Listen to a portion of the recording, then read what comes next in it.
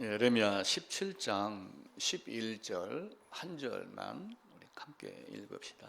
불의로 치부하는 자는 자고새가 낳지 아니한 나를 품음 같아서 그의 중년에 그것이 떠나겠고 마침내 어리석은 자가 되리라. 연초부터 시작을 하면서 성경 전체 연대나 순서를 살펴보고 그리고 이제 창세기부터 장절로 이렇게 한번 설교를 하려고 했는데 계속 미루어졌습니다. 다음 주부터는 그렇게 하는 걸로 하고, 오늘 주제는 내 안에 선악을 꺼낼 수 있는 유일한 공간이 어디일까? 그것은 하나님 앞이고 또 성경이고 또한 교회일 것이다. 교회는 또 교제하는 장소이기 때문에 말씀만 듣고 그냥 가는 것이 아니라 자기의 속을 토로하고 토설하고 그리고 또 그것을 판단하지 아니하고 또 꺼내 놓으면서 또 교제하면서 말씀으로 주고받으며 또 치유가 되는 이런 과정이 됩니다. 그래서 내 안의 선악을 꺼내 놓을 수 있는 장소, 공간은 바로 성경이며 성경이 기록된 선지자들 앞이며 그리고 또한 교제할 수 있는 교회며 또 그리고 골방에 들어가든 또 개개인적으로든 하나님 앞에서만이 그것을 드러낼 수 있다 이렇게 생각을 합니다. 연속적으로 몇 가지 이제 말씀을 쭉 드렸습니다. 도스토옙스키도 드렸고 뭐 여러 가지 얘기를 드렸는데 물론 우리 앞에는 훌륭한 신앙인들, 믿음의 선진들이 굉장히 많습니다. 물론 그 중에서 성경이 기록된 사도 바울도 있고 12 제자도 있고 많은 분들이 있어서 우리에게 복음이 전해지고 또한 공의회를 통해서 질서가 없는 성경의 말씀을 이단들이 사설로 내놓는 것을 잘 정리한 여러분들이 있는데 그 중에서도 아우구스티누스를 또 나도 굉장히 좋아합니다. 이제 그분을 좋아하는 이유는 물론 신학 사상에서 삼위일체나 신국론이나 또 여러 가지 말씀이 좋아서이기도 하지만 아마 고백록이 있었기 때문에 내가 그분을 더 좋아하지 않을까라는 생각을 해봅니다. 이렇게 솔직하게 자기 고백을 하고 자기 생각을 드러내고 사실은 고백을 하는 것은 굉장히 두렵습니다. 왜냐하면 좋은 것만 하면 관계가 없지만 좋지 못한 걸 할 때에는 쑥스럽고 또 두렵고 이 이야기를 듣고 누군가가 또 나를 손가락질하면 어떻게 할까 이런 여러 가지 생각이 있기 때문입니다. 그럼에도 불구하고 아우구스티누스가 고백록을 쓰며 자기 모든 것을 다 밝힌 것 때문에 그는 더 위대한 신앙의 스승이 되지 않았나 생각을 합니다. 물론 사도 바울도 그렇게 했습니다. 물론 이전에 괴로움이 많았죠. 물론 그전에는 바리새인이며 율법사의 역할을 하며 또 한편으로 예수 믿는 자를 죽이려고 앞장섰던 스데반을 죽이는데도 찬송표를 던지고 그 죽이는 자가 더 힘써서 열심히 죽이라고 옷도 벗어놓고 하는 그 우도를 맡은 적도 있었다라고 성경은 기록을 하죠. 그런데 사도 바울도 복음을 얘기하며 중간중간에 나는 이런 사람이었습니다. 나는 유대인이고 가말리엘 스승 제자였고 히브리인 중에 히브리인이었고 이렇게 자기를 이야기를 하지만 결국은 나는 나약한 존재이고 율법을 들이댈수록 나는 계속하여 나의 더러운 모습이 보입니다. 오라 나는 공고한 자로다 라고 이렇게 이야기를 했기 때문에 또한 사도 바울도 우리 인간과 우리와 동일한 존재이며 우리에게도 예수 안으로 들어가는 로마서 8장 1절에 있는 말씀을 우리에게 가르치며 힘주고 우리를 붙잡고 이끌고 가지 않는가 생각을 합니다. 우리는 예수님에 대해서 이야기를 할 때 예수님의 십자가 이야기를 많이 합니다. 당연히 그렇게 해야지 됩니다.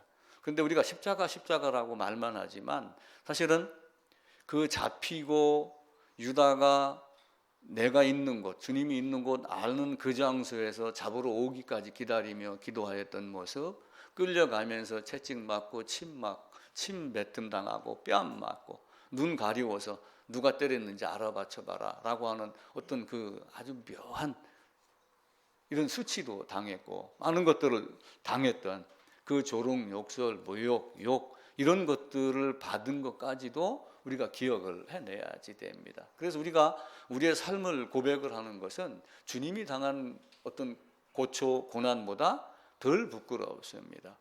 우리는 십자가의 그림을 그릴 때 옷으로 약간 가려놓고 그러지만 실제는 다 벗겨져 놓은 상태로 못 박힙니다. 그럼 그 수치가 얼마나 부끄러웠겠어요. 우리가 드러내는 죄악의 수치보다 더 더러운 것입니다. 그래서 우리도 그 주님의 십자가를 이야기할 때는 그냥 단순하게 십자가만 말하는 것이 아니라 나도 그 갑각류가 든든한 갑옷같이 자기를 감싸고 있는 걸 다 깨고 마음을 열고 자기 안에 있는 더러움을 다 드러내는 것. 이 장소가 교회며 성경이며 그리고 하나님 앞이며 그렇게 됐을 때 진짜 철로역정 신앙의 여정이 시작이 됩니다. 지난 금요일 날 신문 기사에 분당 우리 교회 기사가 떴습니다. 경향인가 문화일보인가 이렇게 떴는데 거기에 분당 우리 교회를 쪼개서 30개 교회로 나눈다 이렇게 했습니다. 이게 아마 작년부터 계획이 돼 있던 것 같아요. 그래가지고 15명은 본 교회에서 사역하던 분들이 나가서 하고 나머지는 이제 자기네 교회 밖의 사람들을 청빙을 해가지고 이제 29개 교회로 하고 분당 우리 교회까지 해갖고 30개 교회로 대신 밖에 나가서 뭐 분당 우리라고 하는 우리자를 절대로 쓰지 않는 걸 막 각서로 쓰고 이렇게 하는 것 같아요. 근데 이제 신문 기사에 보면은 분당 우리 교회가 성장한 이유에 대해서 3가지로 요약을 했어요. 첫째는 이찬수 목사 때문이다. 결론은 그렇게 내린 거예요. 근데 이제 그 결론 중에 내용 중에 뭐냐면은 이찬수 목사가 자신의 나약함을 그대로 털어놓고 이렇게 이야기를 한 것이 하나가 있다. 그리고 그렇게 하면서 성경 말씀대로 설교를 하려고 노력을 많이 했다. 그리고 또 실천의 삶도 요구를 많이 했다. 아마 이 3박자가 잘 어우러졌기 때문에 수많은 사람들이 분당 우리 교회로 몰려들지 않았느냐. 근데 이제 그분이 기도를 하다가 너희 교회만 큰 것이 그리고 너만 머리 위에 있는 것 같은 이런 위치로 올라가는 것이 맞느냐. 이제 이런 음성을 들었다고 하며 이제 교회를 쪼개기까지 하고 안식년을 갔다 와가지고 5,000명 이하로 안 줄여져 있으면 자기는 은퇴하겠다. 뭐 이렇게 선포를 했다고 그래요. 그게 참 좋은 현상입니다. 우리가 수많은 교회들이 자기의 어떤 그 이름을 높이려고 한 건 아니지만 결국은 숫자가 많아지고 교회당이 커지면은 그 목사는 전국적인 강사로 변하게 되고 이렇게 하며 그 자기가 어떻게 해서든 어떻게 사람을 모았던 그 방법을 전수하러 다니기에 바쁩니다. 우리 국내 전도위원회도 사실은 그런 것들을 많이 해요. 그런데 이제 그것이 이제 과연 그 내용 자체가 하나님 앞에서 합당하냐, 합당하지 않느냐는 또 한번 우리가 고민을 해봐야지 됩니다. 나는 그분의 설교를 잘 모릅니다. 단지 언젠가 한번 들어보니까 참 간절하고 애절한 목소리로 자기에 대한 이야기를 잘 하는 걸 보고 목회자는 최소한도 이런 정도로 자기 이야기를 해야 되지 않느냐. 어쩌면 우리가 오늘 이야기하는 설교 주제와 비슷하게 하나님 앞에서 자기를 고백할 수 있는 용기가 있어야 되지 않느냐라고 생각을 합니다. 세상의 삶을 통해서도 자기를 살필 수 있는 기회가 많이 있습니다. 고린도전서에서도 이야기를 하고 있고 계시록 앞에 있는 유다서에서도 이야기를 하며 앞서서 기록된 모든 사건과 인물에 대한 모든 것들은 우리에게 거울이 되고 우리에게 본보기가 된다. 근데 그걸 보고 우리가 배우는 거예요. 이스라엘이 포로로 끌려갔습니다. 포로로 끌려갔다가 70년 만에 돌아와요.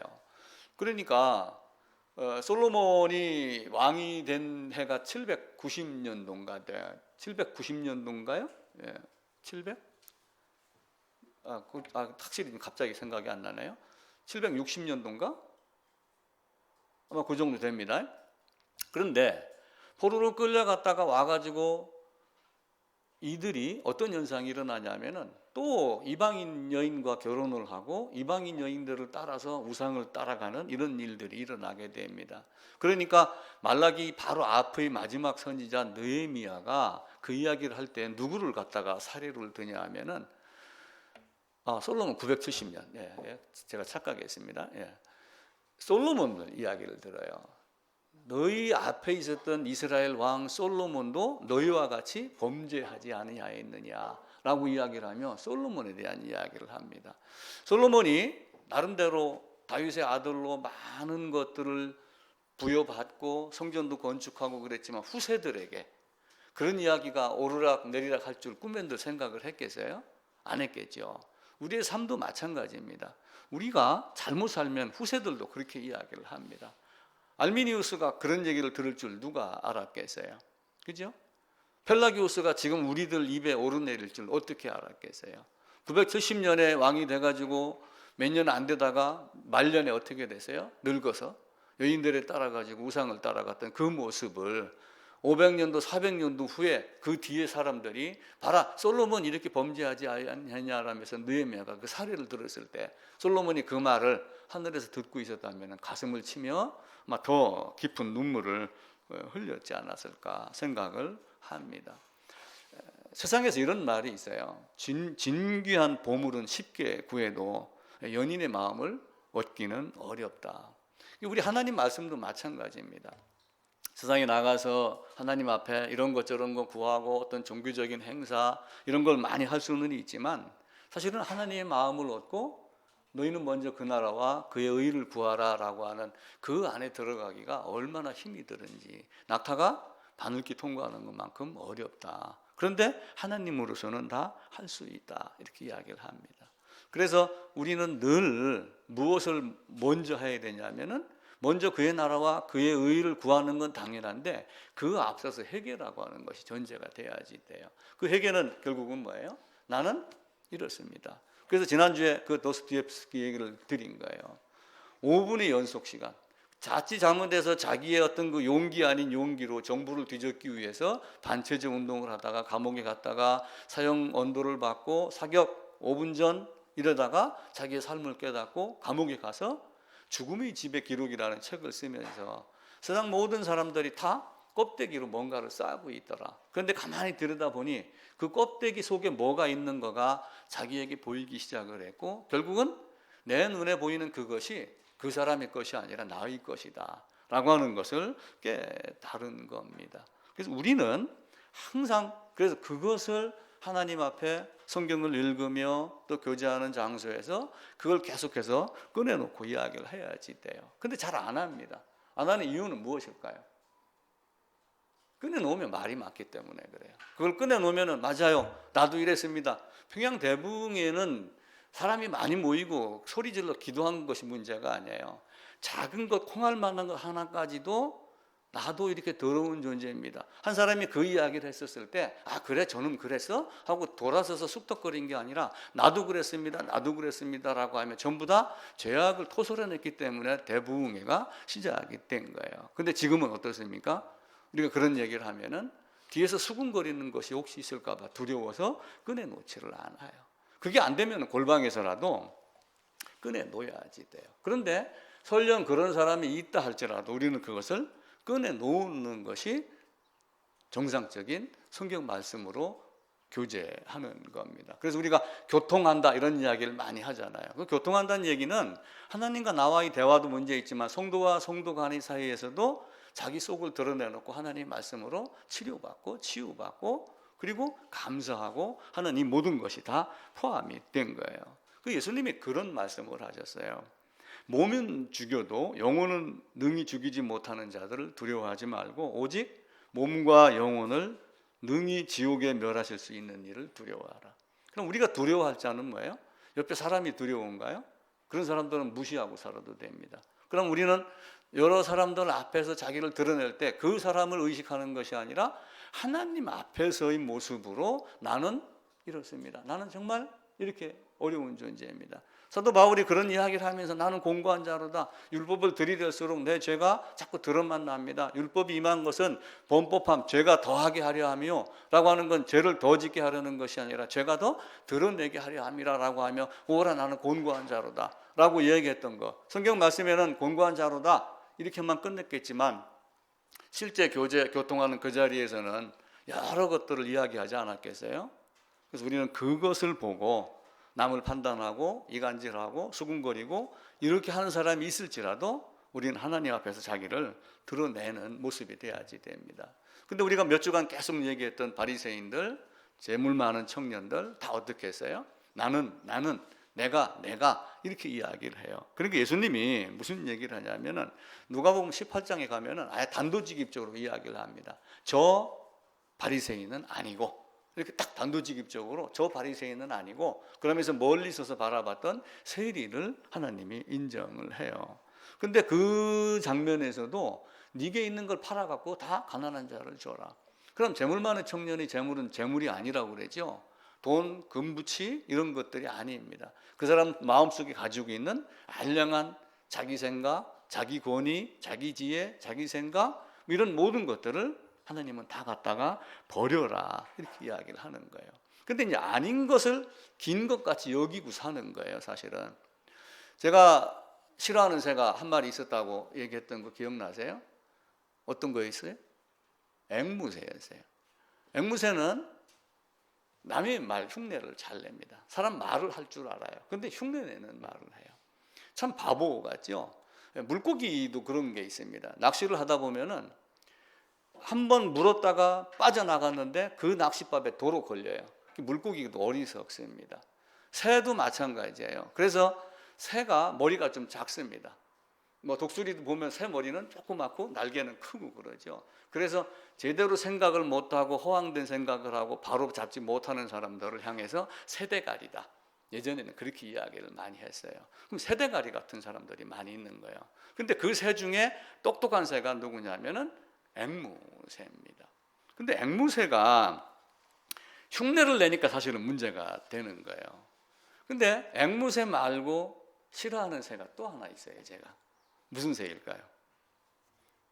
오늘 읽었던 본문의 자고새입니다. 자고새. 자고새라고 하는 것이 있어요.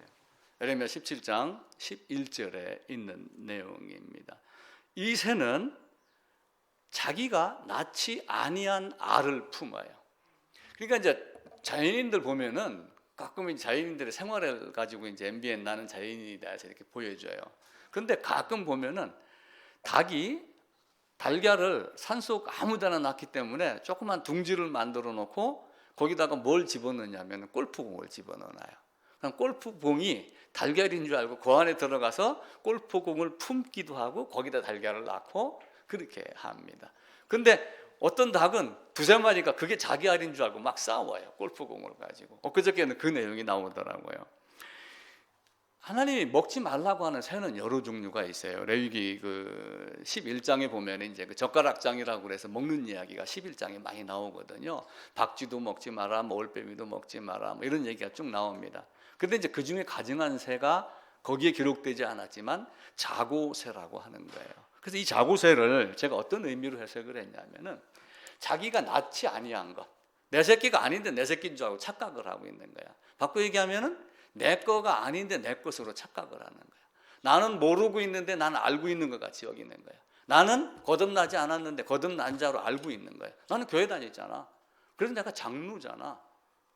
이런 거. 그리고 나는 신대원 나왔잖아. 목사 안수 받았잖아. 근데 하나님은 그걸로 보나요? 하나님은 그걸로 보지 않아요. 하나님은 네가 진짜 알을 낳은 닭이냐, 남이 알을 훔쳐다가 품고서 품게 해주는 자고새냐. 물론 엉터리 목사가 있어도 가톨릭에서도 거듭나는 자가 있을 수 있어요. 왜냐하면 성경 말씀을 같이 갖고 있으니까. 근데 문제는 뭐예요? 그 사람이 눈을 뜨고 밖에 나와서 보면 결국은 떠나요, 안 떠나요? 거기를 떠나요. 그러니까 자고새가 어떤 걸 품고 있을지라도 중년에 그게 떠나는 거예요. 그 떠나는 게 사실은 재물이에요. 물론 성경은 재물이 스스로 날개를 내어서 독수리같이 날아간다 이렇게 말씀을 해요.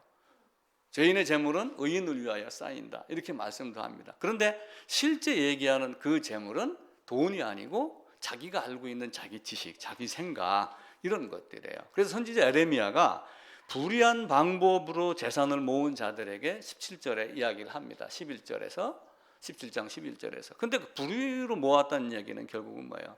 그들이 잘못 사는 것, 하나님을 제대로 알지 못한 것, 하나님을 알지 못하면서 자기들의 율법과 제사와 어떤 의식과 이런 걸로 나는 유대인이며, 유대인들은 사실은 그렇게 살았던 거예요. 그들을 향해서 애치는 거예요. 결국은 에레미야가 애치고 난 그 후에 그들은 끝내 바뀌지 않았기 때문에 포로로 끌려가서 마지막에 깨닫습니다. 그 내용이 이제 다니엘서에도 나오죠. 내가 이렇게 해서 하나님께 범죄하였나이다. 결국은 포로로 끌려가서 깨달은 거는 그거 한두 줄이에요. 근데 돌아와서 또 다시 엉뚱한 짓을 하니까 느헤미야가 솔로몬 왕을 얘기를 들으면서 솔로몬이 노년에 이렇게 범죄했는데 이방 여인을 1000명을 끌어다가 바로의 아내가 아니었던 다른 여인을 끌어다가 우상을 따르는데 너희도 그 짓 또 따라하니? 이렇게 이제 혼내는 장면이 느헤미야서에 나오고 그럽니다. 그래서 우리는 자고새가 되면은 결코 안 됩니다. 그 자고새가 사해바다 근처에 이렇게 많이 서식을 한다고 그래요. 아주 특징이 있어서 나미야를 어떻게 잘 훔쳐와 가지고 자기 걸로 품고 그럽니다. 이제 그 내용이 사실은 예수님도 말씀을 하시는 거예요. 재물 많은 청년에게 하나님과 재물 겸하여 섬길 수 없다. 그럼 그 재물은 돈인가요? 아니라고 그랬죠. 유대인들 니고데모도 사실은 재물을 섬기고 있었던 거예요. 근데 그 니고데모에게 거듭나지 아니하면 하나님 나라 볼 수도 없다. 성령과 물로 거듭나지 아니하면 하나님 나라 갈 수 없다라고 하며 그를 깨는 거예요. 근데 니고데모는 밤새워서 주님과 교제하고 나중에 주님이 십자가에 달렸을 때 몰약을 갖고 오고 유향을 갖고 왔던 그런 존재로 바뀌게 되지요. 예수님은 또 이렇게 말씀을 하셔요. 내가 이 땅에 온 거 화평하게 하는 게 아니라 불협하게, 다툼이 있게, 전쟁이 있게 하려 합니다. 아비와 자식이, 어머니와 딸이, 시어머니와 며느리가, 물론 이것을 유대인과 이방인으로 유대인의 율법에 매여 있던 것과 참 복음으로 이렇게 이야기를 하는 사람도 있긴 있어요. 그런데 문제는 뭐냐면은 내가 내 아버지와 내 가족과 내 아들과 내 딸과 이렇게 하며 불화하게 된 원인은 결국 뭐냐면 예수가 있느냐 없느냐의 차이가 됩니다. 바꿔 얘기하면은 그렇게 불화하게 하려 함이라고 하는 것은 자식을 사랑하지 않고 부모를 섬기지 말라고 하는 뜻이 아니라 그리스도를 뺀 상태의 사랑, 섬김을 하지 말라라고 하는 거예요. 그리스도 대신에 부모를 사랑하는 것이 아니라 그리스도 예수 안에서 부모를 사랑해라. 이게 예수님이 우리에게 요구한 거예요. 그래서 형제나 자매나 다 예수 안에 있지 아니하면은 결국은 어떻게 돼요? 마지막 날엔 다 흩어집니다. 돌아올 수 없는 강을 건너는 거예요. 그럼 그 건너온 강을 다시 되돌릴 수 있어요, 없어요? 없기 때문에 이 땅에 살아 있었을 때 우리 주님 앞에서 주님의 복음으로 주님 안에서 함께 만나는 그런 사람이 돼야지 된다라고 말씀을 하는 거예요.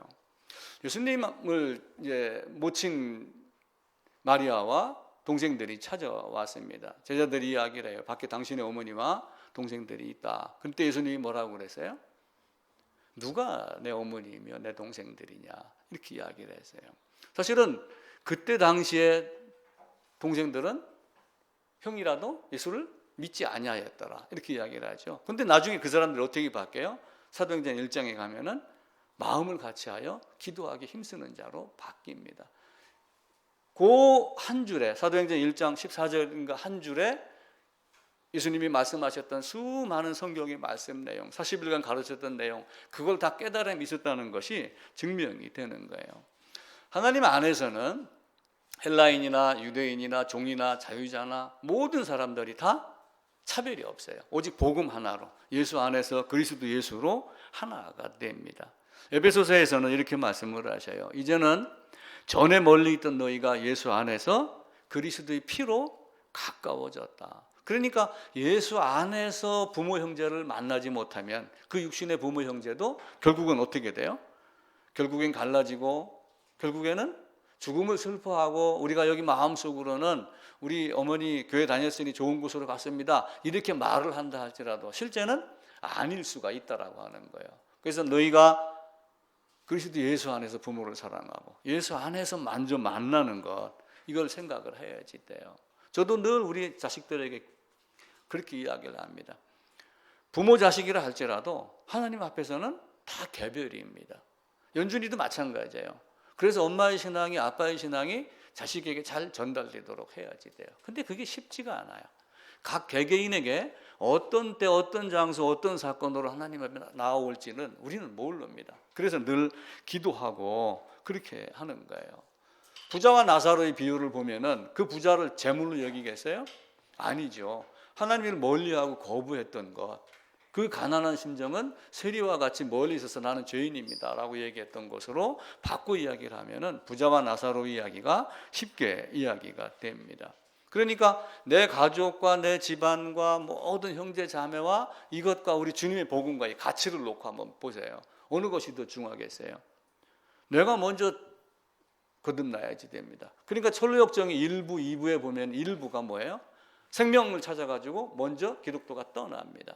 그럼 떠났으면 집을 떠난 건가요? 직장을 그만두고 떠났는가요? 그렇지 않아요. 집안에 있으면서 마음 상태가 떠난 거예요. 그리고 나중에는 다시 한번 복음을 깨닫고 돌아와서 자기 집안 식구를 이끌고 철로역정을 떠나는 장면이 철로역정 2부에 나오게 됩니다. 자, 베드로와 안드레가 배와 그물과 아버지를 버려두고 쫓았습니다.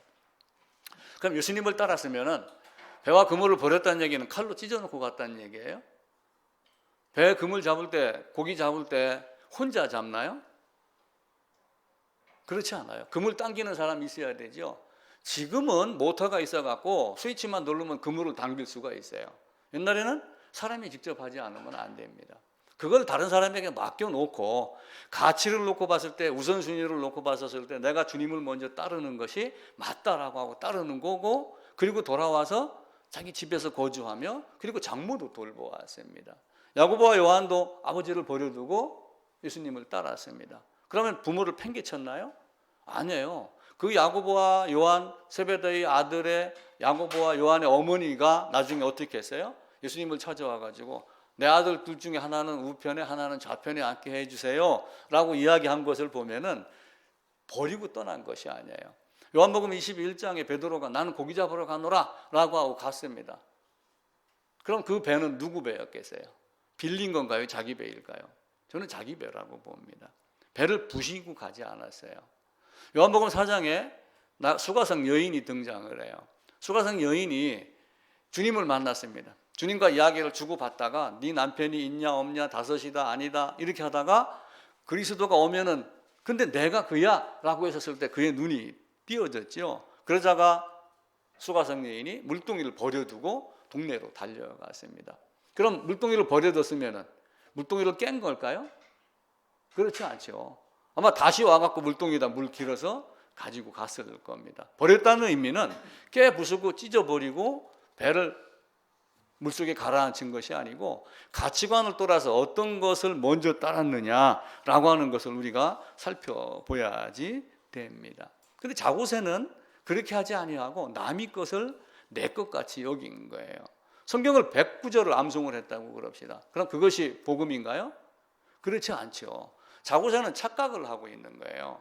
많이 알고 많이 배우고 많이 가져야 되지만 하나님이 원하는 것, 너희는 먼저 그 나라와 그의 의를 구하라 라고 하는 것, 이것을 우리는 먼저 해야지 됩니다. 자, 마태복음 22장에 가면은 한번 찾아봅시다. 마태복음 22장입니다.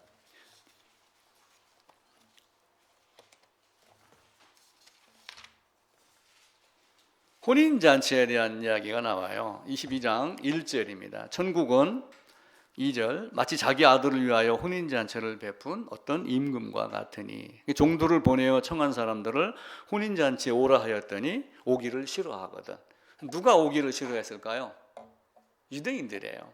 대제사장, 서기관, 바리새인, 율법사 이런 사람들, 자기 나름대로 하나님을 섬기는 방법을 고집하는 사람들, 하나님이 주신 율법을 사람의 계명과 장로들의 유전으로 바꾼 사람들, 이들은 주님이 와가지고 내가 하나님이야 라고 했었을 때 아니다라고 여기며 우리 주님께 나오질 않았습니다. 오라고 그래도 돌아보지도 않고 자기 상업차로 장사하러 가고 밭으로 가고 이렇게 했는데, 사거리길에 가서 사도행전 이후로 온 세상으로 복음이 퍼져집니다. 동서남북입니다. 네거리길이 온 세상에 가서 복음이 전해져 갖고 수많은 사람들이 교회당으로 몰려왔어요. 너도 나도 혼인잔치에 앉아 있다고 하여 교회당 안에서 찬양하고 박수치고 아멘하고 다 그렇게 합니다. 그런데 어느 순간 때가 되면 누가 들어와요? 임금이 들어옵니다. 주인이 들어와서 딱 보니까 뭐가 보여요? 예복 입지 않은 한 사람이 보이는 거예요. 수많은 자고새들이 지금도 교회당 안에 많이 있다고 여겨집니다. 또 25장에 가봅시다. 25장에 가면 열처녀 비유가 또 있습니다. 열처녀 중에 5처녀도 열심히 하나님을 섬겼습니다. 등은 준비를 했죠. 똑같이 졸며 잡니다. 언제 주님이 오실지 모르니까. 세상의 삶이 그래요. 거듭났다고 하여 진짜 거룩하게 그렇게 사는 사람 그렇게 많지 않습니다. 살다 보면 때도 묻고 그래서 목욕탕도 자주 가고 그렇게 하겠죠. 열 처녀와 같다 하리니 3절입니다. 2절 그 중에 5은 미련하고 5은 슬기롭다. 이 미련한 자들이 자고새입니다. 아닌데 있는 것 같이 여기는 거예요. 등은 가졌는데 껍데기는 있는데 알맹이가 없는 사람들이죠. 기름이 없어요. 새벽에 졸다가 주님인다, 주님이 오신다, 주님이 오신다 그렇게 하니까 전부 벌떡 일어나가지고 주님을 맞으러 갑니다.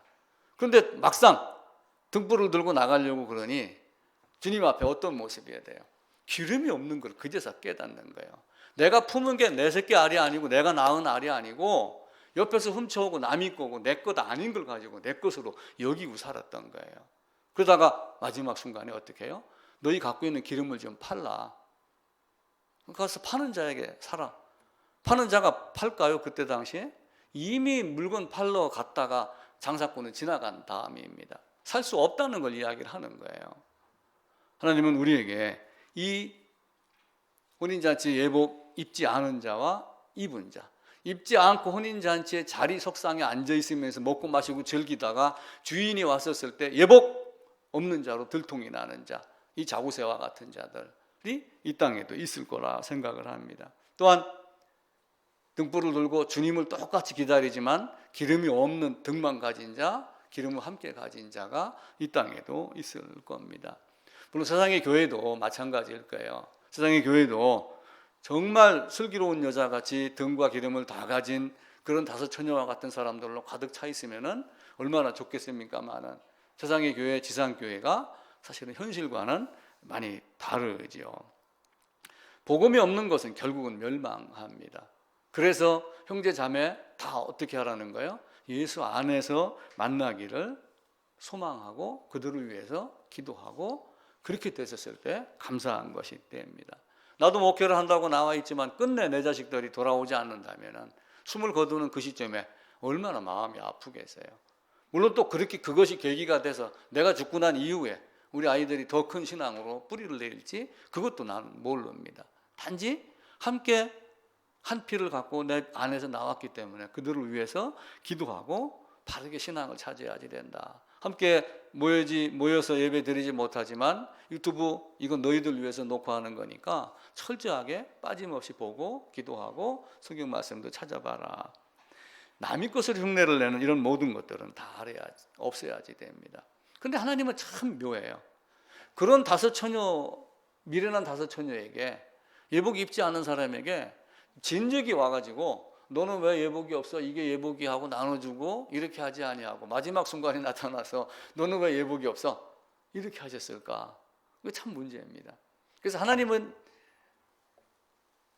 사랑은 모든 사람이 구원받기 원하지만 그 구원받지 못한 것의 책임은 누구에게 있어요? 그래서 거부한 자기 자신에게 있는 거예요. 이게 예정의 신비입니다. 손바닥도 마주쳐야 된다고 하듯이 하나님의 복음이 있지만 복음에 반응하지 않는 사람은 본인이 원하여 반응하지 않았기 때문에 결국은 하나님 앞에 가서는 유구무원이 돼요. 예복 입지 않은 사람도 바깥 어두운 데 쫓아내라라고 하니까 아무 말도 못했더라. 그 말을 옛날 한문으로 유구무원이더라 이렇게 이야기를 하는 거죠. 우리는 하나님 앞에서 유구무원이 되면 안 됩니다. 근데 하나님은 그냥 바람만 보고 계시면서 말씀을 주고 다른 방법으로 모세와 선지자의 글을 통해서 우리에게 계속 말씀을 해요. 왜 그렇게 하셨을까? 자기 스스로 회개하고 나오기를 기다리는 거예요. 그냥 반강제적으로 갖다 끌어넣는 이런 경우도 있긴 있겠죠. 바울과 같이 끌어다가 다메섹 갈 때 야 임마 너 정신 차려.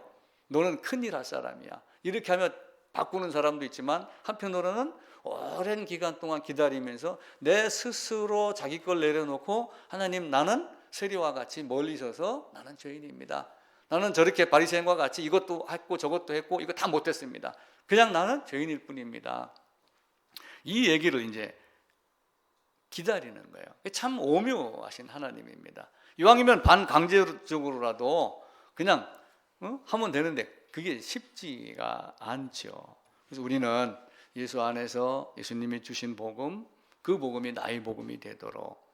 그래서 예배당을 10년 다녔던 목사로 은퇴를 했던 어쨌든 간에 거듭나는 그 시점 죄사함 구원이 있어야지 그때부터 신앙의 진짜 시작이 돼요. 그게 그때의 출발점입니다. 우리는 항상 그 썰리에서 비행기 안에 떨어졌던 그런 존재, 그 비행기 안에서 떨어져 갖고 간신히 살아났던 것보다 에덴 밖이 더 어려운 환경입니다. 또 그 도스토옙스키가 감옥에 갔다가 많은 고생을 하고 또 5분간의 시간을 주어 받다가 간신히 살아났던 것, 이것보다 더 참담한 것이 에덴 밖의 모습입니다. 우리는 그것을 하게 하려고 하나님은 성경을 통하여 우리에게 계속해서 가르치는 거예요. 모세와 선지자의 글로 인하여 우리에게 말씀하셨습니다. 성경은 누구를 가르치는 거예요? 그리스도 예수를 가르칩니다. 무엇 때문에 가르쳐요? 성경은 간단하게 이야기를 해요. 영생이 있느냐 없느냐. 이걸 기록하여 너에게 준 것은 영생이 있음을, 나에게 영생, 내가 영생 주는 자임을 알게 하려 합니다 라고 하는 것, 그 이야기입니다. 요한복음 5장에서도 이야기를 하고 그렇게 말씀하죠. 영생 주고 생명이 나에게 있는 걸 아는데도 불구하고 너희가 나에게 나오기를 원하지 아니하는도다. 메시아를 찾는데 자기 눈에 그렸던, 자기가 생각했던 메시아와 다른 형상이니까 그 메시아에게 나가지 아니하고 예수를 거부하고 죽이는 그런 사람들에게는 그런 것들이 찾아올 수가 없겠죠. 자, 요한복음 1장에 보면은 누가 등장을 하냐면은 빌립이 등장을 해요. 빌립이. 이제 빌립에게 전도를 합니다. 자, 한번 가볼까요? 요한복음 1장입니다.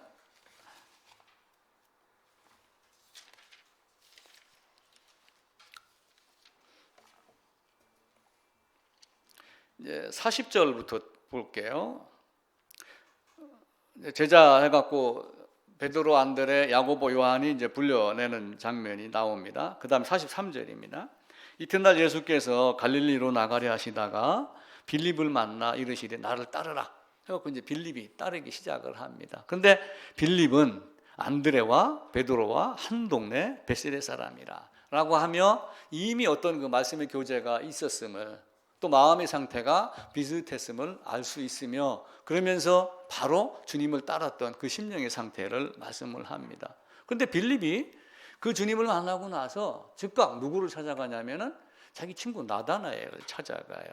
45절입니다. 빌립이 나다나엘을 찾아 이르되 모세가 율법에 기록하였고 여러 선지자가 기록한 그 일을 우리가 만났으니 요셉의 아들 나사렛 예수니라. 그러니까 누가복음 24장에 있는 27절, 44절에 있는 말씀도 모세와 선지자의 글로 이렇게 많이 말씀을 드렸지만 이 빌립도 나다나엘에게 모세가 기록하였고 선지자가 기록한, 모세가 말하고 선지자가 말한 내가 그분을 만났다, 메시아를 만났다, 바로 예수다, 이렇게 이야기를 해요. 그러니까 결국은 뭐예요? 모세와 선지자를 통해서 우리에게 누구를 가르쳐요? 예수님을 가르쳐요. 그래서 이걸 바꿔 얘기하면 구약에서부터 이미 뭘 가르치는 거예요? 은혜의 말씀, 예수님의 은혜, 사랑, 복음을 가르치는 겁니다. 아브라함도 이야기를 했잖아요. 그 부자와 나사로를 통해 가지고 죽은 자가 살아가면은, 죽은 자가 살아서 세상에 나가면은 내 동생들이 회개할 것이다. 아니다. 아브라함 단도직입적으로 딱 잘라 이야기를 하잖아요.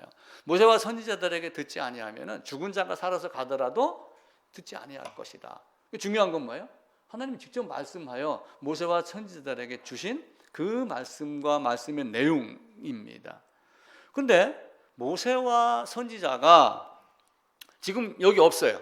그럼 어떻게 해야 돼요? 그들이 남긴 글을 보는 거예요. 그게 성경 말씀입니다. 자, 사도행전 28장입니다.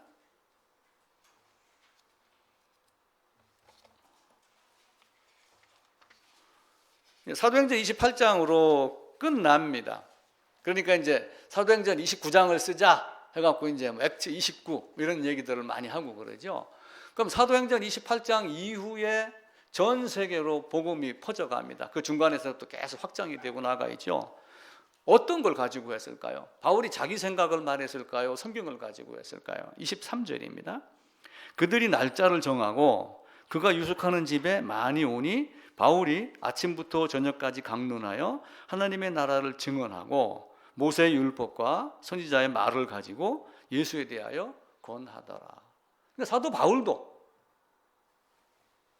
예수님을 직접 만났고 예수님에 대해서 기록한 모세와 선지자의 글을 가지고 복음을 전했고, 아브라함도 부자와 나사로의 비유를 통해서 아브라함과 모세와 차이가 많이 납니다. 모세는 2166년도에 태어났고 모세는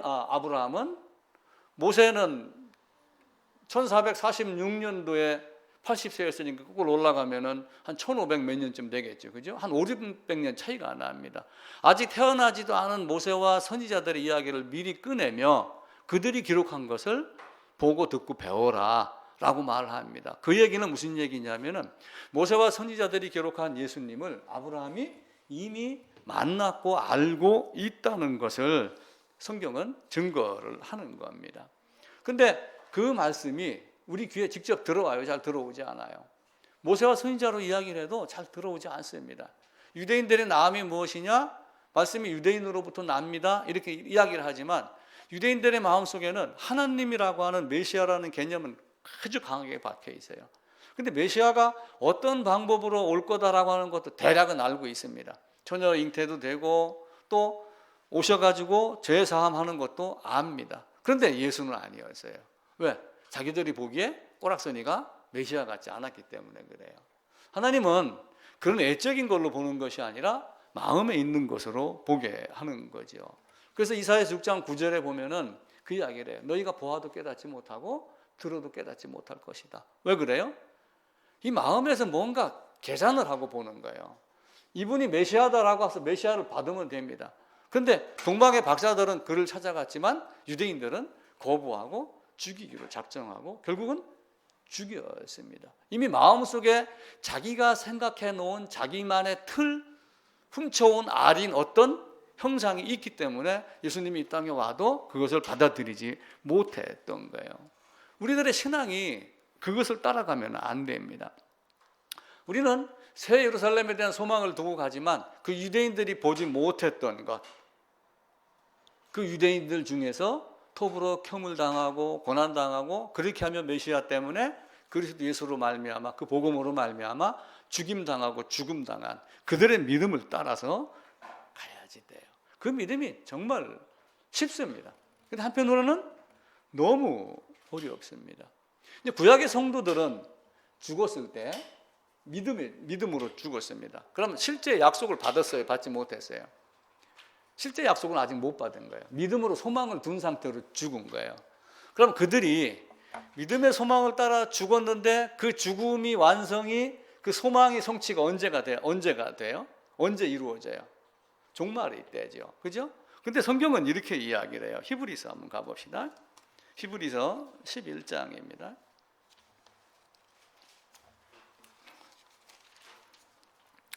히브리서 11장 36절부터입니다. 어떤 이들은 조롱과 채찍, 결박과 옥에 갇히는 시련, 돌로 치는 것, 톱으로 켜는 것, 시험과 칼로, 양과 염소의 가죽, 환난, 학대, 광야와 산과 동굴과 토굴에 유리하였느니라. 이렇게 이들이 받은 고난을 겪으면서 목숨을 아끼지 아니하고 믿음을 따라 죽었습니다. 이 사람들은 다 믿음으로 말미암아 증거를 받았으니 약속된 것을 받지 못하였으니. 그러니까 이들의 죽음이 헛된 것 같이 여기지만 소망의 성취가 아직 안 됐다는 얘기예요. 그럼 이 소망의 성취가 언제 되겠어요? 40절입니다. 이는 하나님이 우리를 위하여 더 좋은 것을 예비하셨은즉 우리가 아니면 그들로 온전함을 이루게 하려 하지 못함이라. 우리가 함께 해야지 그들의 믿음이 온전하게 성취가 돼요. 바꿔 얘기하면은 언젠가는 모르지만 종말의 순간이 있어요.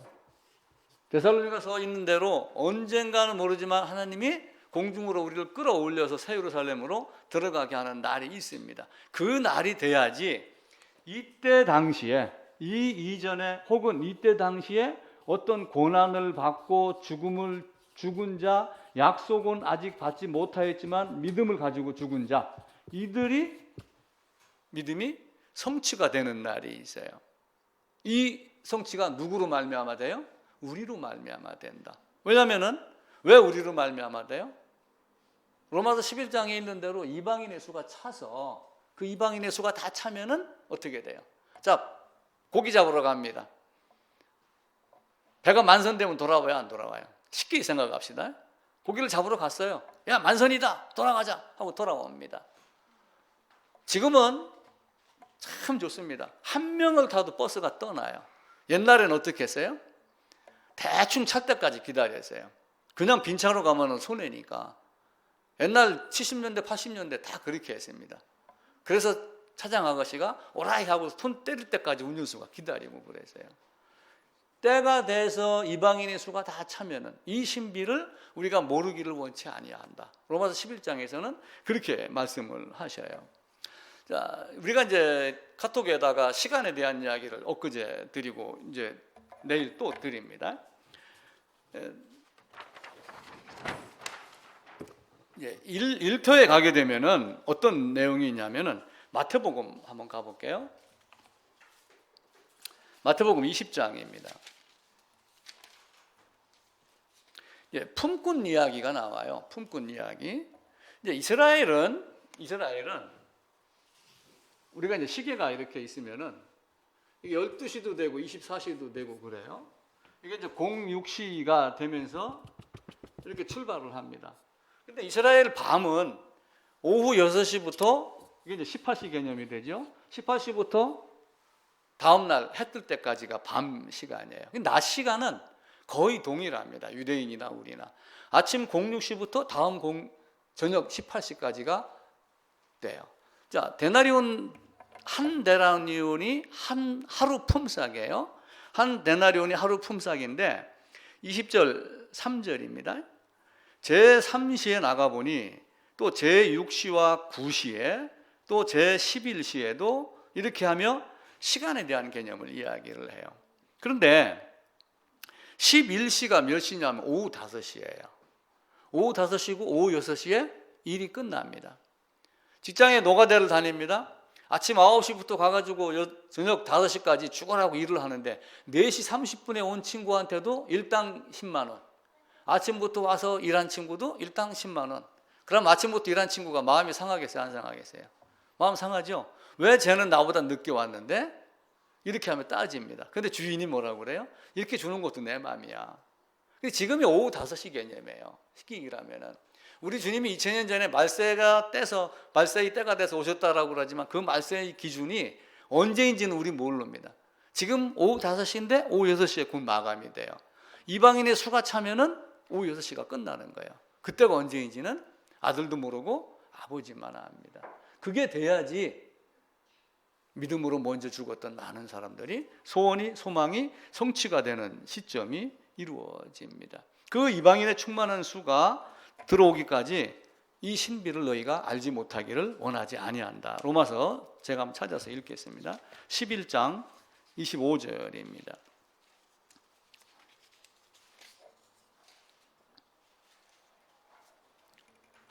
형제들아 너희가 스스로 지혜 있다 하면서 이 신비를 너희가 모르기를 내가 원하지 아니하노니 이 신비는 이방인의 충만한 수가 들어오기까지 이스라엘의 더러는 우둔하게 된 것이니라. 그래서 이방인의 수가 차면은 그때부터 복음이 어디로 가요? 유대인에게 다시 돌아갑니다. 어쩌면 이방인의 문이 닫힐 수도 있겠죠. 아니면 약간만 열려 있는 상태가 될 수도 있을 겁니다. 지금도 유대인들에게 복음이 들어가기 시작을 하잖아요. 완전히 닫힌 건 아니죠. 근데 이방인의 수가 차면은 다시 한번 유대인에게 더 큰 복음이 일어나며 원 가지도 아끼지 아니하였던들 이렇게 얘기하며 너희를 아꼈는데 그럼 원 가지는 더 아끼지 않겠느냐? 성경은 이렇게 말하고 그러죠. 아벨의 피가 땅에서 소리를 지르며 부르짖습니다. 근데 그 아벨의 피보다 더 나은 피가 말하는 그리스도 예수의 피로 우리가 거듭나지 아니하면 거듭난 우리가 그 이방인의 충만한 수가 차지 아니하면은 온전함을 이루지 못하겠다라고 하는 거예요. 우리가 그것을 온전히 이루면 우리가 가는 곳이 어디예요? 토브르켬을 당하고 앞서서 죽었던 많은 사람들이 가는 곳이 어디예요? 시온산입니다. 새 예루살렘입니다.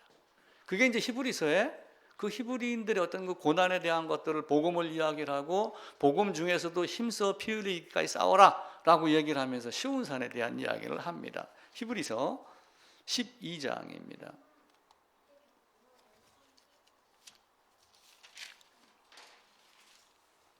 16절 볼게요. 음행하는 자와 혹 한 그릇 음식을 위하여 장자의 명분을 판 에서와 같이 망령된 자가 없도록 살피라. 그러면서 뒤에 이제 쭉 얘기를 해요. 야곱이 장자의 명분 때문에 매달려 있습니다.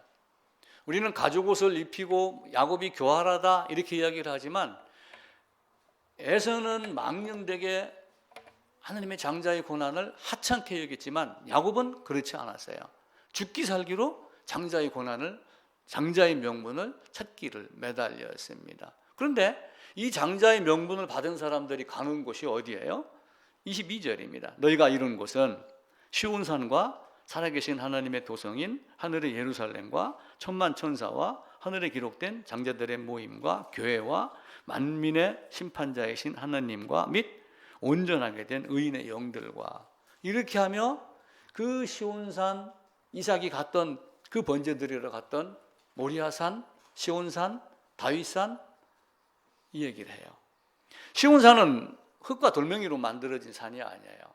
우리가 시온산 그러면 돌멩이 얘기 자꾸 하고 그러죠. 사람들은 한라산, 백두산 이야기를 하지만 시온산은 세속의 돌이 아니고 살아있는 돌, 모퉁이의 머릿돌, 산영인 산돌이신 예수 그리스도로 말미암아 쌓여진 그 복음의 주님의 피로 만들어진 산, 바로 그 산. 야곱이 그토록 갖고 싶어 했던, 이삭이 주고 싶어 했지만 성령의 인도로, 리브가의 인도로 야곱이 쟁취했던, 에서의 발꿈치를 잡고 소유하고 싶어 했던 그 장자의 고난을 가진 사람들만 가는 곳이, 또 내 이름을 두려고 택하신 곳, 바로 그곳이 어디냐면 시온산입니다. 우리는 그곳에 가려고 여기서 이렇게 매달리는 거예요. 에서는 장자의 고난을 밥 한 그릇에 팔아 넘겼어요. 밥 한 그릇이 더 귀하게 여긴 거예요. 바꿔 얘기하면은 에서는 밥 한 그릇을 자고새로 여긴 거예요. 자고새와 같은 존재로. 장자의 고난? 아니다. 나는 아버지의 맏아들이 확실하니 나는 반드시 간다라고 하는 껍데기만 붙잡고 있었던 거예요. 근데 하나님은 어떻게 했어요? 아브라함에게 이삭으로 말미암아 내 씨로 말미암아, 이렇게 하며 그 이삭이 주고자 했던 그 씨에 대한 개념을 이야기를 하고 있고, 야곱은 그걸 알고 그걸 잡으려고 성령의 모습인 리브가 인도에 따라서 그 모습을 따라갔습니다. 한 그릇 음식에 매달렸던 자고새와 같은 에서, 미련한 처녀 마냥 등은 가졌지만 기름이 없었던 자고새와 같은 5 미련한 처녀들, 예복을 입지 않았는데도 혼인잔치에 앉아갖고 뭔가 먹고 마시면서 기뻐했던 그 자고새와 같은 사람들, 남의 것을 품고 있던 사람들. 그런데 주인이 들어오고 주님이로다, 주님이 오신다 라고 하는 그 얘기에 순간 모든 것이 다 깨지는, 나중에 피눈물을 흘리며 아버지께 매달리며 나에게 줄 복은 없습니까? 이렇게 매달렸지만 결국은 아버지 이삭이 뭐라고 그래요? 그 축복이 다 야곱에게 갔으니 너는 너에게 갈 것이 없다. 너는 칼을 의지하고 살겠다. 이렇게 하면 야곱과 에서가 갈라집니다. 우리는 이 모든 것들을 가르치는 것이 뭐냐면 모세와 선지자들이 말한 것, 아브라함의 신앙이며 모세의 신앙이며 선지자들이 말한 그 신앙을 따라서 우리가 살아야지 됩니다. 모세가 태어나기 600 몇 년 전에 이미 아브라함이 모세를 향하여 모세가 기록한, 선지자들이 기록한이라고 하며 그 예수님에 대해서 이야기를 했으니, 아브라함 예수님을 알았겠어요? 몰랐겠어요? 아브라함은 예수님을 이미 알고 있습니다. 아벨은 예수님을 알았겠어요? 몰랐겠어요? 이미 다 알고 있습니다. 그 아벨의 제사가 가인보다 더 나은 제사라고 하는, 그 더 나은 제사라고 하는 말 속에 수많은 것들이 있어요. 또 아담과 하와가 무화과 나무 잎을 벗어 던지고 주님이 지어 입히신 가죽옷이라 하는 것으로 양의 가죽이며 양으로 오신 어린 양 예수 그리스도를 이미 알고 있습니다. 근데 그 예수님이 오셔가지고 유대인들을 딱 마주해 있었을 때 유대인들이 예수님을 거부를 했어요. 그때 예수님이 하신 말씀이, 너희 조상 아브라함은 나이 때 볼 것을 보다가 보고 즐거워하였다. 아브라함이 언제 예수님을 봤어요? 시차적으로 얼마예요? BC 2166년이잖아요. BC 4년도에 출생했고 30년 지났다 하더라도 약 2200년 상간인데 언제 아브라함이 예수님을 봤어요? 아브라함이 영으로 그걸 본 거예요. 창세기 18장에 사람 셋이 왔을 때 그 중에 한 사람을 누구로 보냐면은 성육신하기 이전에 예수님의 예표로 봐요. 많은 학자들이. 저도 그렇게 보고요. 하나님은 우리에게 많은 것들을 가르쳐서 보였어요. 너희 조상 아브라함은 나이 날 때를 볼 것을 즐거워하다가 보고 기뻐하였다라고 하면 아브라함이 이미 예수님을 본 것을 이야기를 해요. 그러면서 아브라함이 창세기 18장에서 본 그것을 주님으로, 아들로 미리 알고 있었다라고 하는 것을 증거를 합니다. 예수님이 말씀을 하시는 그건 이런 말씀이에요. 아브라함은 내가 오기 이전부터 내가 어떤 사람인가 어떤 분인가 알고 하나님의 성육신을 알고 나를 보지 못했지만 너희는 나를 보고도 나를 너희 눈앞에 두고도 이적을 베풀며 내가 그렇게 말했음에도 불구하고 너희는 나를 배척했다. 유대인들에게 그 말을 하는 거예요. 아브라함은 나이 때 볼 것을 보다가 내가 없을 때에도 나를 보고 믿었는데 나를 알았는데 너희는 나를 보고도 본다 하면서 알지 못한 너희가 본다 하니 그 본다 외쳤던 너희도 결국은 자고새에 불과한 거예요. 하나님의 아신 바가 돼야지 돼요. 그게 뭔가를 우리는 땅을 치며 땅을 파며 성경을 보며 계속해서 생각을 해야지 돼요. 어떤 교부는 이렇게 이야기를 했어요. 아브라함에게 나타나신 이가 아버지가 아니라 아들이었음을 확실하게 증명하는 말씀이 요한복음 8장이다.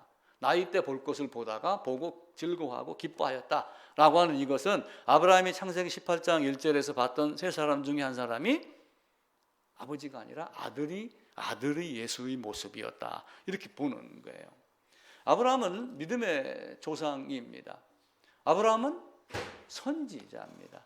아브라함이 그 아비멜렉인가 그 애굽인가 가가지고 아내를 누이라고 이렇게 얘기를 했을 때 꿈에 그 아비멜렉인가에 나타나면서 하나님이 이야기를 해요. 그는 선지자라.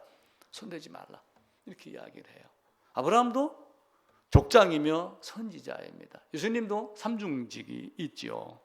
우리는 주님이 언제 오실지 모르지만 그 아브라함이 믿음의 본보기를 따라서 자기 영으로 주님을 바라본 것과 마찬가지로 우리도 그 주님을 성령으로 보고 성령의 인도로 깨닫고 모세와 선지자가 기록한 성경 말씀으로 그걸 깨닫고 감사하는 모습이 되어야지 돼요.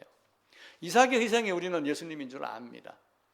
근데 그걸 그렇게 보지 않는 사람들도 혹 있을지 모르죠. 아브라함이 자신의 아들 이삭을 제물로 바치면서 아들을 죽였다가 살렸습니다. 하나님도 자기 아들을 애아들 독생자로 오게 하시면서 아들의 위격으로 오면서 다시 부활하시면서 살아나셨고 또 바꿔 얘기하면 하나님이 살리셨습니다. 아브라함이 주님이 세상에서 살해당하는 이 모습을 미리 보고 이삭이 죽임당하는 모습을 보고 깨달았습니다. 내 씨로 말미암아 모든 민족이 복을 받을 것이라 많은 사람이 복을 받으리라 라고 하는 것도 아브라함은 이미 알고 있습니다. 양을 통해서 이삭이 살아났고 양을 통해서 출애굽한 백성들은 양 때문에 살아났어요. 양의 피로 문설주와 임방에다가 피를 발라가지고 유월절 죽음에서 벗어나는 죽음을 넘어가는 일들을 겪었습니다. 그리고 예수님이 오셔서 요한복음 1장에서 보라 하나님의 어린 양이로다 라고 지나가는 것을 제자들이 이야기를 했죠. 요한 이야기하고 보라 하나님의 어린 양이로다. 보라 세상 죄를 지고 가는 하나님의 어린 양이로다. 이렇게 이야기를 했어요. 우리는 성경을 보고 가장 중요하게 여길 게 무엇인가? 저는 늘 이야기를 합니다. 복음이다. 다른 건 아무것도 아니다. 세상의 많은 행태를 보면은 복음이 없이 자고새의 형태로 사는 사람들이 너무 많은 것을 봅니다. 저는 그렇게 많이 봤어요. 저만 느낀 게 아니라 생각이 좀 깊은 사람은 그걸 다 느낄 겁니다. 근데 우리는 하나님 앞에서 어떠해야지 돼요? 이번에 며칠 전에 일본의 총리가 미국에 가가지고 그 대통령 이름이 누구죠? 바이든 대통령을 만났어요. 근데 바이든 대통령이 뭘 기자회견을 하면서 무슨 얘기를 했냐면은 그 웨이퍼라고 해갖고 반도체 만드는 동그란 무슨 판을 들고 이렇게 이제 이걸 이야기를 한 거예요. 근데 왜 지금 그런 얘기를 했냐면은 반도체가 없어갖고 자동차 생산을 지금 못 한답니다. 반도체가 없어서 자동차 생산을 못하고 배터리가 없어갖고 전기차가 지금 멈춰서는 현상이 생기기 시작을 해요. 근데 이제 우리나라는 미국은 대통령이 나서서까지 이제 그렇게 이야기를 하고 있고 일부에서는 지금 뭐 누구 사면 이야기를 막 거론하고 그럽니다. 지금 그럴 때가 아니다. 그런데 그때 바이든 대통령이 예를 든 게 하나가 있어요. 그게 뭐냐면은 말편자라고 하는 거예요. 말편자. 이게 이제 편자라는 게 이제 뭐냐면은 말이 있으면은 말이 이렇게 있는데 굽이 갈라지고 말이 이제 막 달리다 보면 자갈밭, 가시밭 막 이런 데를 많이 달리잖아요. 근데 요 밑에는 통증을 사실은 못 느껴요. 근데 오래 달리면 어떻게 돼요? 이게 달아요, 안 달아요? 다르니까 오래 달리지는 못해요. 그래갖고 요 밑에다가 뭘 집어넣냐면은 말 발굽에 이제 굽이 갈라지 않고 이렇게 있고 그러니까 요런 둥그런 모양에다가 못을 박도록 이렇게 해가지고 요걸 발바닥 밑에다 이렇게 갈아요. 요걸 말편자라고 그래요. 근데 말편자라고 하는 거에 대한 시가 있어요.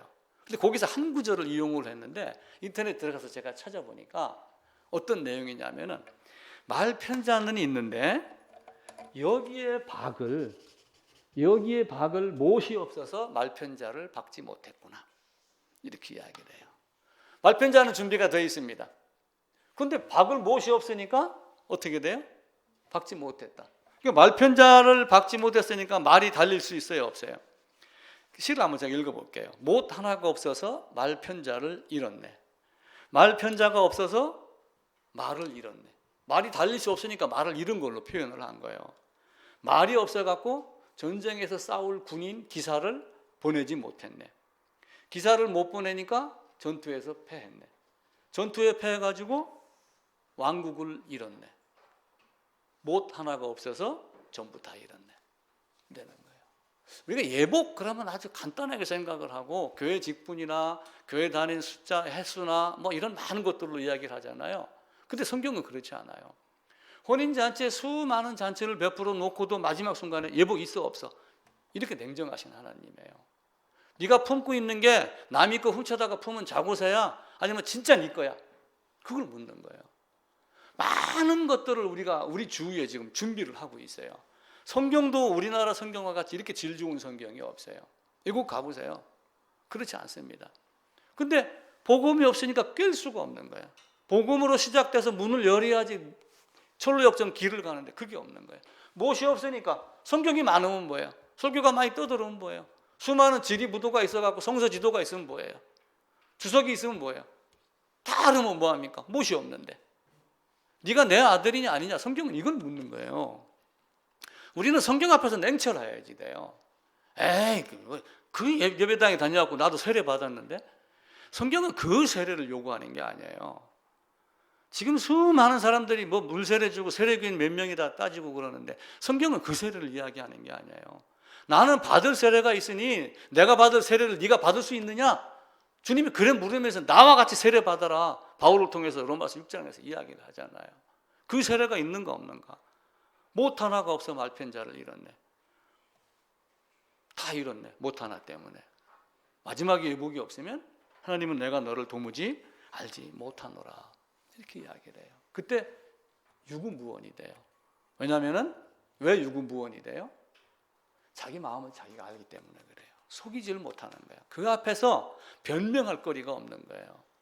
우리는 하나님 앞에서 그것이 아니라 정말 성경을 놓고 자기를 드러내고 오늘 설교 제목 마냥 내가 내 안에 선악이 많아요. 착한 일도 많이 했습니다. 교회를 위해서 일도 많이 하고 저도 많은 거 투자했습니다. 우리 자식들 보기엔 미안해요. 내가 이 돈을 자식한테 줬으면 집도 샀을 거예요. 근데 남는 게 없는 거예요. 듣기 싫어하는 사람도 있고 들으면서 판단하는 사람도 있고 나름대로 자고새를 대가지고 남의 알을 품고서 거부를 하고 이런 게 많이 있는 거예요. 근데 하나님은 그렇지 않아요. 내가 준 그것 마지막 계시록에 가보세요. 19장인가요? 혼인잔치에 청함받은 자들은 복이 있도다. 혼인잔치에 뭘 갖고 들어가요? 돈 갖고 들어가나요? 직분 갖고 들어가나요? 아니에요. 예복이에요. 예복. 그리스도 예수로 옷 입었느니라 라고 하는 요거 한 가지 갖고 가는 거예요. 그럼 그것만 갖고 있으면 땡이냐? 땡이죠. 그 다음에 직분도 필요한 거예요. 바울이 그 얘기를 하는 거예요. 디모데에게도 바른 목회하고 성도들에게도 집사는 이렇게 해야 되고 가정에서 아버지는 이런 모습이어야 되고 이런 신앙을 해야 되는 거다. 가르치는 거예요. 우리는 정말 자고세 되면 안 돼요. 정말 하나님이 우리에게 지금 이 순간도 말씀을 하셔요. 밤 12시에 모세 만날 수 있어요? 없어요? 모세는 이스라엘에만 있나요? 시내산에만 있나요? 아니에요. 여기서 지금도 성경을 펴면은 모세를 만나요. 왜 그래요? 하나님이 영이시기 때문에 그래요.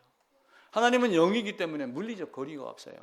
하나님은 영이기 때문에 물체 육신을 입고 있지 않아요. 육신이 없기 때문에 어디든 다 거합니다. 아브라함이 나기 전부터, 아브라함이 나기 전이라고 하면 과거로 끝나지만 전부터 항상 있느니라. 이제도 있었고 시방도 있고 전에도 있었고 앞으로 장차 오실 자다라고 하는 거예요. 삼위일체 하나님 우리가 이야기를 합니다. 그럼 아버지, 아들, 성령 이렇게 하니까 아버지, 아들, 성령 단계가 있나요? 있어요, 없어요? 단계가 없어요. 하나님은 영이시니 선후가 없어요. 전후가 없어요. 하나님은 영이시니 어떤 공간을 부피 면적으로 차지하는 것이 없어요. 아버지는 이만큼이고 70%고 아들은 29%고 성령은 1%고 이런 개념이 없어요. 우리가 그걸 설명을 못하는 거예요. 근데 우리가 철학적인 지식을 갖고 지혜로 그냥 설명을 하는 거예요. 선후가 없고 대소 비교가 없고 고저 높낮이가 없고 이게 인간의 지혜로 삼위일체 하나님을 설명할 수 있는 영이신 하나님을 설명할 수 있는 최상의 말이에요. 그 이상으로 더 물으면은 나는 모른다. 이렇게 대답이 안 되는 거예요.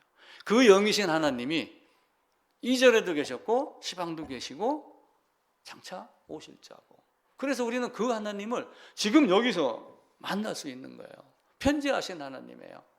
편재는 두 가지 의미가 있어요. 한 곳에 치우침이 편재입니다. 또 하나는 모든 곳에 편만하게 계시는 하나님이 또한 편재예요. 두 가지를 다 하실 수 있는 하나님. 그래서 그 하나님 앞에서 우리가 정말 하나님 우리 마음을 살피는데 그걸 잠깐 열으면 돼요. 그걸 열고 고백을 하면 되고 그러는데 그 고백들을 왜 안 하는지 이 땅의 교회가 그냥 자기 걸 가지고 계속 쌓고 막 이렇게 하는 거예요. 그거 얼마나 지금은 이기는 것 같죠. 모 교회도 보니까 목사가 그만두고 다시 부목사로 갔더라고요. 그러면 쫓아내고 도망가고 하니까 다 이긴 것 같죠. 그럼 정말 이긴 건가요? 남아있는 사람이 승리했나요? 아니에요. 그게 자기 게 크니까 그러는 거예요. 자기 게 크니까. 그걸 버리는 거예요. 나도 그걸 못 버린 적이 많았어요. 나는 경안로에 있을 때 진짜 고생 많이 했어요. 심지어 왜 안 가냐? 언제 가냐? 내 후임 옆에다 앉혀놓고 데려다 놓고 옆에 집에다가 나보고 왜 안 가냐고 떠드는 이런 사람들도 봤어요. 그게 승리한 게 아니에요. 하나님 앞에서는 정말 자고새가 되면 안 돼요. 우리는 정말 버릴 거 다 버리고. 아니 그 죽음의 집의 기록이라고 하는 그 책을 쓴 도스토옙스키 말대로 저놈 알맹이나 내 알맹이나 똑같더라. 바꿔 얘기하면 내 알맹이가 더 들어본 거예요. 그래서 바울의 고백이 신실하고 진실하게 되는 거예요. 우리는 그 고백을 따라 사는 거예요. 오라 나는 공부한 자로다. 부족하지만 내가 가질 수 있는 것 딱 하나 주님밖에 없습니다. 주님 한 분만으로 만족하옵니다. 라고 하는 그 찬송이 우리에게 일어나려면은 내가 잡고 있던 모든 거 다 버려야 돼요. 그냥. 그러면은 집 팔고 돈 팔고 다 버리라는 거예요? 마누라 버리라는 거예요? 아니에요. 예수 안으로 들어가서 너도 예수 안, 나도 예수 안에서 만나 얘기. 예수 안으로 들어가려면 어떻게 해야 돼요? 아니 목욕탕만 가도 옷 벗는데 예수 안으로 들어가려면 더러운 거 다 안 벗어야 돼요? 세상 거 보면 우리 뻔하잖아요. 거룩하신 분 앞에 가는데 분 앞에 가야 되는데 거룩하신 앞에 갈 때 내가 더러움으로 갈 수 있어요? 거룩함으로 가야죠. 청와대만 가보세요. 지금은 덜하지만 옛날에 전두환 있고 박정희 있을 때는 청와대 가면 다 신분조사했어요. 신분조사해갖고 이상 있나 없나 확인해서 들여보내고 안 들여보내고 그렇게 한 거예요. 지금은 그렇게 안 하잖아요. 그냥 주민등록증만 있으면 들여보내고 그러잖아요. 이북에서 넘어온 사람도 청와대 보내고. 그럼 하늘나라 입구에서는 아무나 들여보내겠어요? 안 그래요. 워싱턴 가면 백악관 구경시켜 줍니다. 거기는 백악관 집무실하고 똑같은 또 다른 집무실이지 실제 바이든이 있는 곳을 구경시켜 주는 게 아니에요. 우리가 여기서 모형을 보고 살지만 그 모형 안에서 하나님은 어떠하신 분인가? 내가 갖고 있던 거 다 내려놓아야지 돼요. 저도 매일매일 내려놓습니다.